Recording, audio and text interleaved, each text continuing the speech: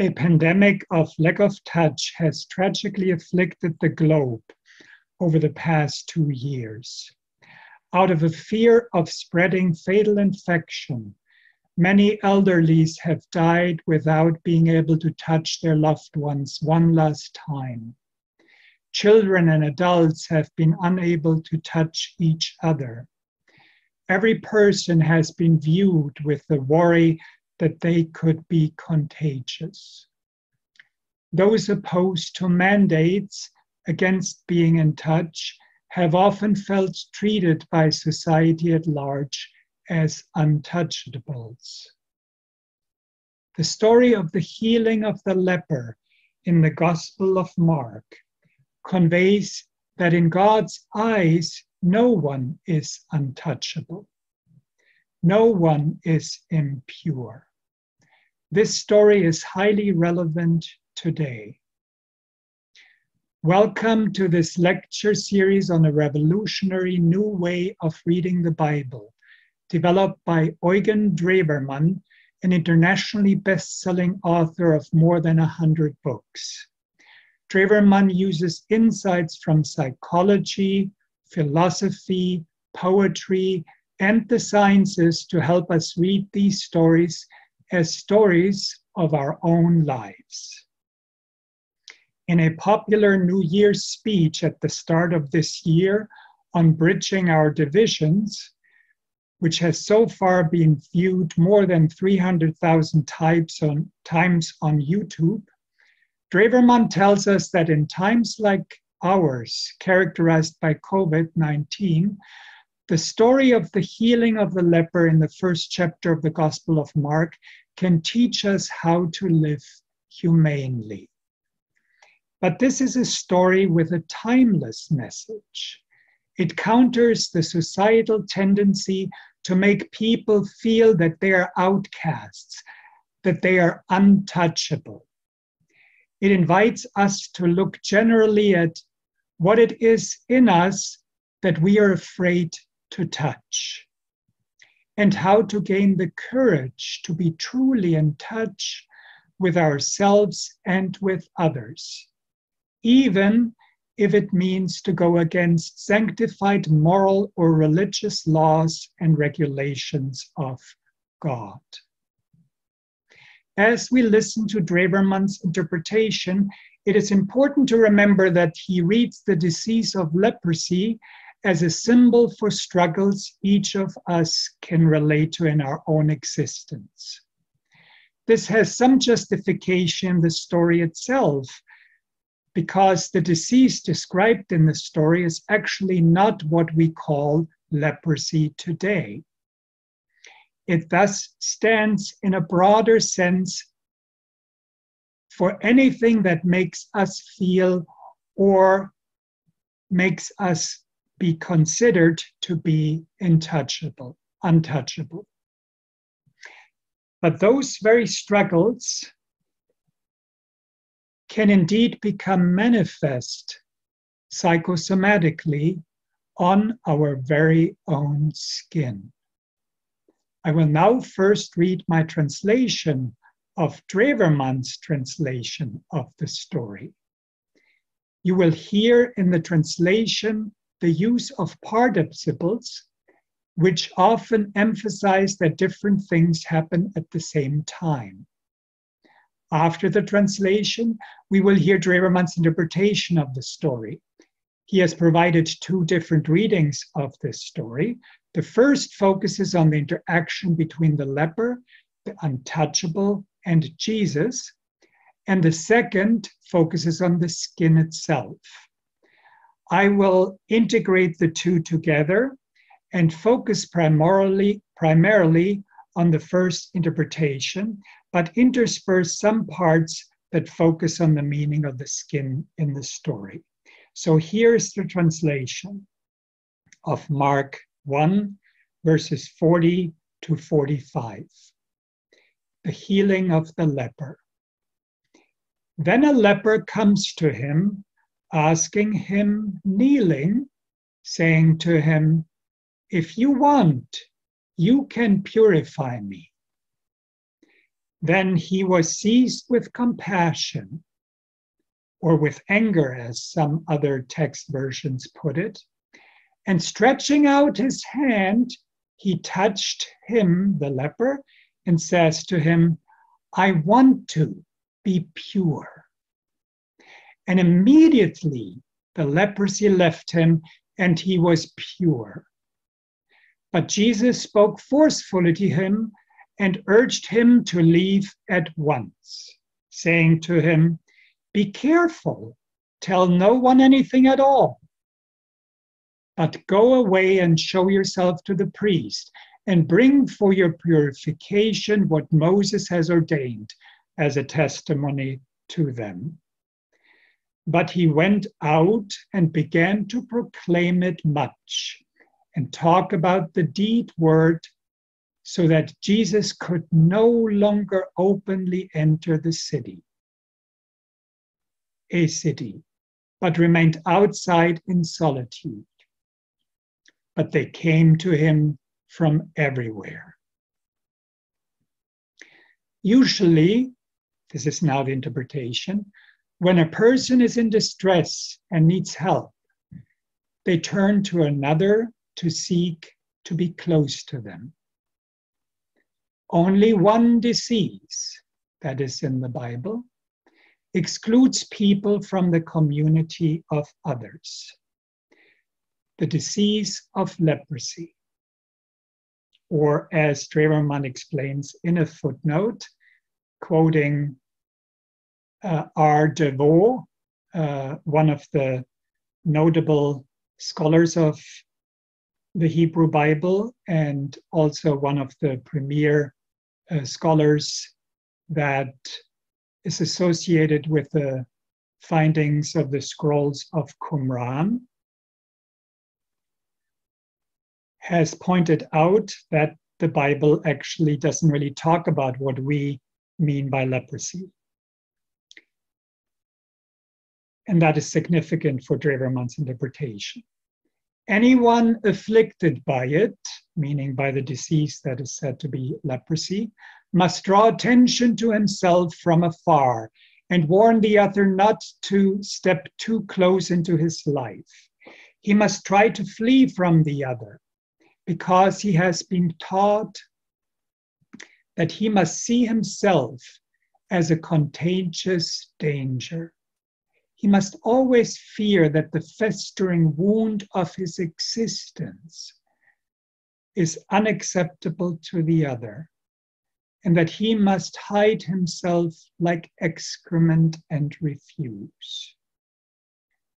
Each one of us has been taught, in a certain sense, to see ourselves this way. That there are entire areas of our existence which are shameful in the eyes of others, and that we have to consider ourselves as something impure, indecent, which, if expressed, can be experienced by others only as something smelly, unsightly, horrible, dangerous. Hence, we must hide ourselves, keep quiet, admonish and guard ourselves. The reason is we are not pure. That is what we have been taught. Now I intersperse a little bit from the second interpretation that Drewermann actually has titled The Skin. Skin stands for human being. In fact, the skin is more than the surface of our body. The senses of the skin are the first and deepest connection to the outside world, the source of the most elementary and primal feelings of pleasure and pain, the fundamental bridge to reality. As we know today, diseases of the skin can arise when people experience reality itself as constantly frightening, disgusting, and repulsive, or when every feeling of tenderness to which our skin responds so pleasantly is missed in the environment. A rash can present psychosomatically a response to not being spoken to or caressed. If the necessary human contact is missing, the organ of our skin, which mediates between us and the world, falls ill. At the same time, it is no longer possible to separate oneself from the environment. Everything pours in on us without protection. Hypersensitive, we withdraw into ourselves. The Bible, God knows, is quite right when it defines leprosy in this sense as a disease of the soul, as a chaos of spirits which one has not called oneself, but which have invaded one from the outside and whose rule one is helplessly at the mercy. It's important here to remind you again that here Drewermann is not talking about the actual disease of leprosy, but about what it can stand for symbolically or also psychosomatically in this story. In ancient times, those sick with skin diseases were sent out of the city. If anyone came near, they had to warn them from afar and mark the necessary distance with a rattle. What an image for what so often we do, that we feel compelled to avoid the other. What a mirror for our tendency to think of ourselves as something altogether depraved and indecent, to whom no one should come near, as if we really had scabies. And what a portrait for the degrading inclination to seclude oneself and let no one get near us. And I go back to the first interpretation of the story. Humans have rules to play by and laws to obey. All of these try to contain human misery and establish social behaviors that help us get along with each other, even as persons who suffer. None of these rules, however, is able to do more than pin down the misery, name it, and, truth be told, actually prevent human closeness. It is therefore a momentous step that in this gospel a leper dares for once to transgress the law of Moses, the law of God. Of course, he too has been taught that it is his duty to yell at anyone approaching from a distance, "Impure, impure," so that everyone can flee from him. But this time, he does not do so, but instead takes a risk and gets close to Jesus.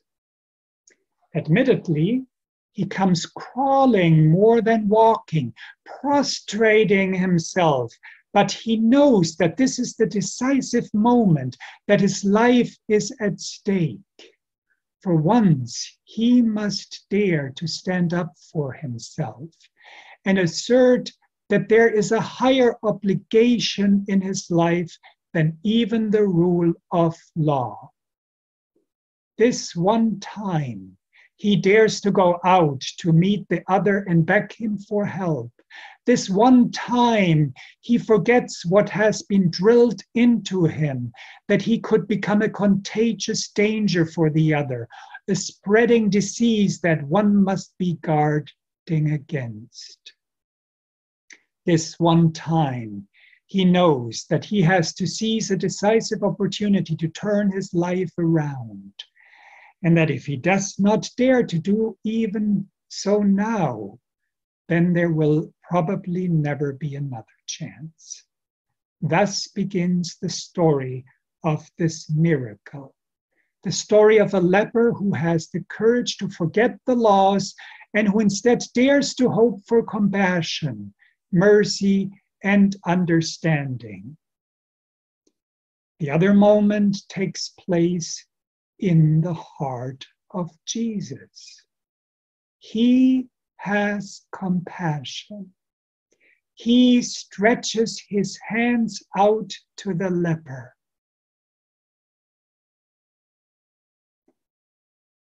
Truly, healing is only the touch, the gentle, renewed, and cautious form of first contact. Jesus overwrites the fear of contagion. Certainly, he too should not do this either. He is supposed to avoid what lies there before his feet. As an obedient man with good manners, he is supposed to withdraw from this heap of rotten flesh.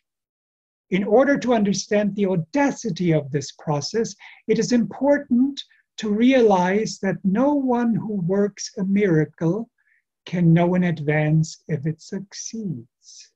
Otherwise, a miracle would not be a miracle. A real miracle can only happen when someone risks their whole life while trusting in God's help.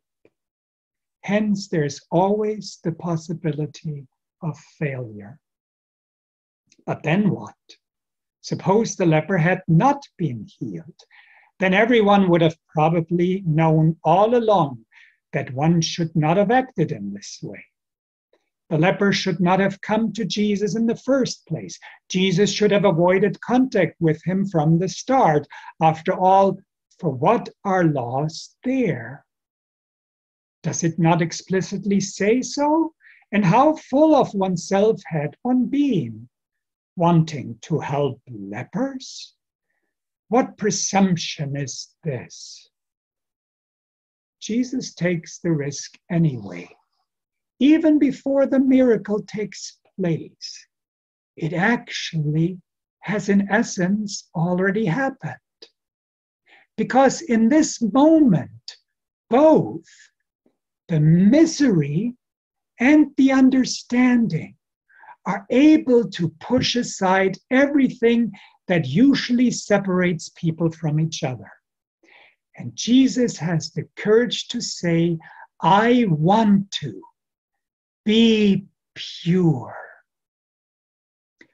What else should one say to a person from God's perspective than that she has a right to consider herself from her Creator's view as fundamentally pure instead of indecent, as beautiful instead of ugly, as human instead of degenerate, and that she may seek contact with whoever she chooses.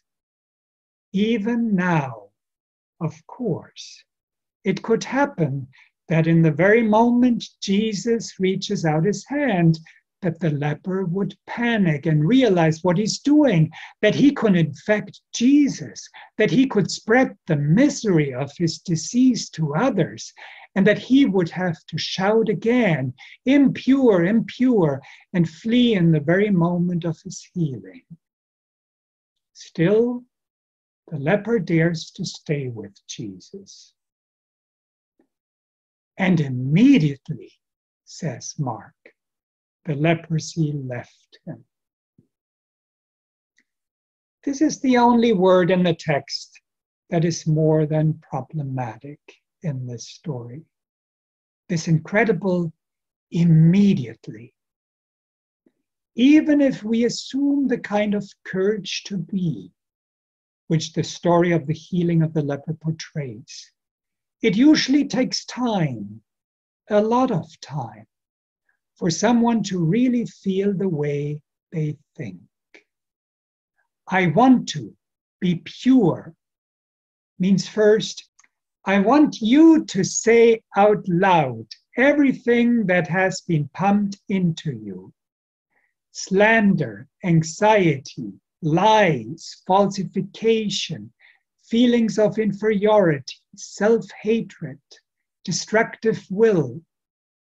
Speak it, let it out to the last word, because prior to that, there's no purity.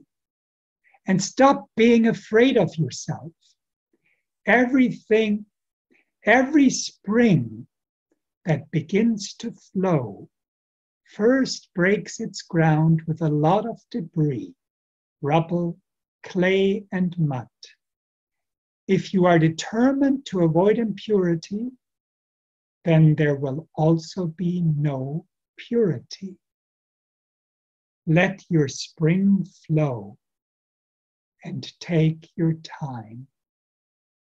There's probably never an instantly in our lives, and many diseases are presumably due to some degree to the fact that someone wants to be absolutely pure immediately. For few things can be more destructive than the constant overtaxing of people that pushes them to prove unquestioningly their purity according to the standards of certain judgments, by having to be compliant and uniform to perfection. In the end, no human knows how to risk and lift themselves anymore. Conversely, when the courage to live grows in a person, then indeed, instantaneously, the world changes. Then this leper is completely pure, a human being like any other. And now Jesus, with an almost angry emphasis, impresses something wonderful upon the healed man. Don't say a word to anyone. The entire process of healing is essentially about forgetting the opinions of others. It does not matter how others judge what has happened. Their commentary is completely superfluous at this moment. Their gossip in the streets utterly irrelevant. The only thing that really matters and that this man has to do now is to enter into the space of the sanctuary, into this zone of grace to which he owes his life and which allows him to live. To show himself to God as God created him is the final confirmation of the miracle. It is the only thing that really must be done now. One more thing lies in this instruction of Jesus.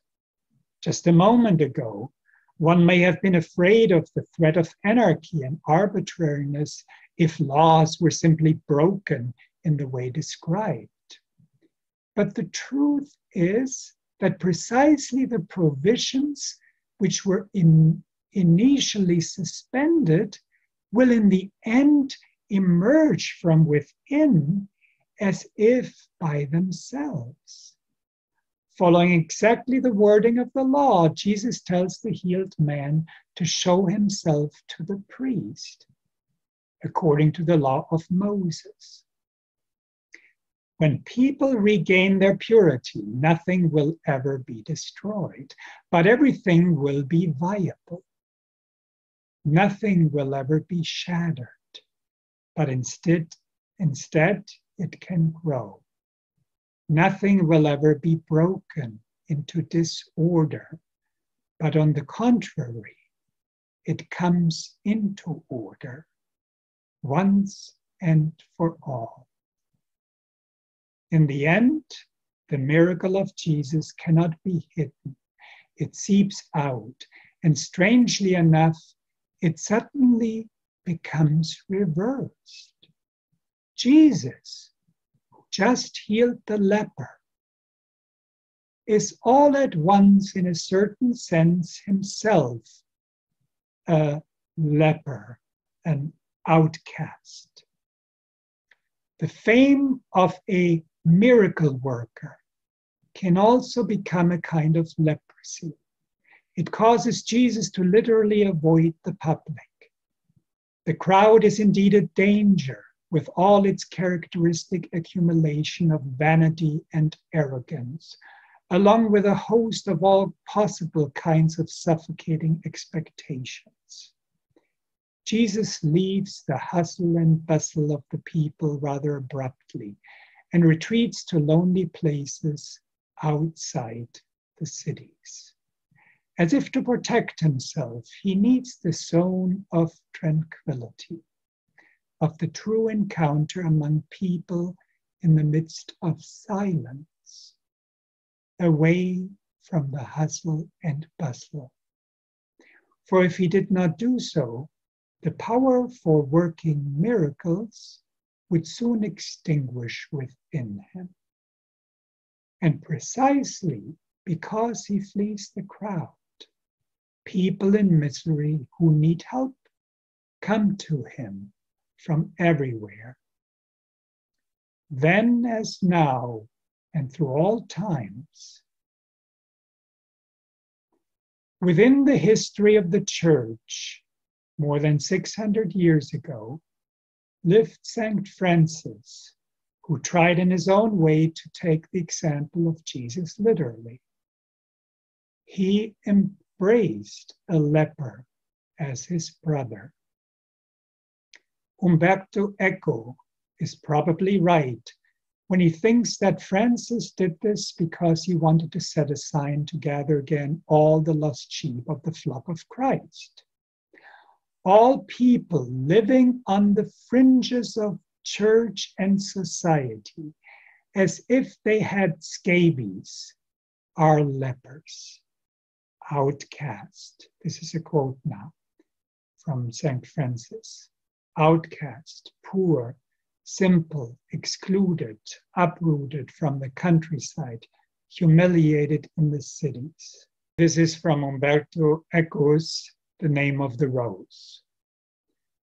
The question is always whether the needs and misery of people only scare us so that we seek to protect ourselves from them by means of the exclusions and demarcations of laws, or whether we have the courage to approach them and to overcome our fear of contact. The healing of the leper also represents a permanent challenge to and task for the Church. To what extent does the Church gravitate more to the sphere of safeguarding than to the openness for the sick, who do not need commandments and laws, but the physician? Here ends our lecture for today. We will not meet next week because of spring break. We will resume Friday, March 18 at 2 p.m. with a profound interpretation of the parable of the sower in Mark 4. Until then, enjoy being in touch with yourself and others in the sense we have heard about today.